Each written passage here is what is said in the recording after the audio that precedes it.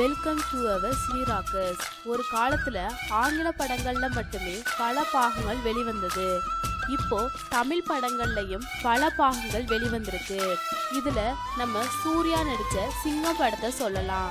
சிங்கம் படம் வெளிவந்து பெரிய அளவுல ஹிட் கொடுத்திருக்கு. இதை தொடர்ந்து சிங்கம் 2, சிங்கம் 3 படமும் வெளிவந்திருக்கு. இந்நிலையில் தனுஷ் நடிப்பில் வெளிவந்த வேலையில்லா பட்டதாரி, மாரி, கொடி படங்களுக்கான 2ஆம் பாகமும் உருவாயிட்டு இருக்கு. வேலையில்லா பட்டதாரி 2 படத்தின் 2ஆம் பாகத்தை ரஜினி மகள் சௌந்தர்யா டைரக்ட் பண்ணிட்டு வர்றாங்க. பாலாஜி மோகன் டைரக்ட் பண்ணி வெளிவந்த மாரி படத்தின் 2ஆம் பாகம் உருவாக இருக்கு. இதைத் தொடர்ந்து துரை செந்தில்குமார் இயக்கத்தில் வெளியான கொடி படத்தின் 2ஆம் பாகமும் உருவாக இருக்கு. ஒரே நேரத்துல 3 படங்கள்ல நடிக்கிற நம்ம தனுஷ் இதற்கிடையில் பவர் பாண்டி படத்திலையும் கௌதம் மேனன் டைரக்ட் பண்ற என்னை நோக்கி பாயும் தோட்டா படத்திலையும் நடிக்கிறதா தகவல் வந்திருக்கு.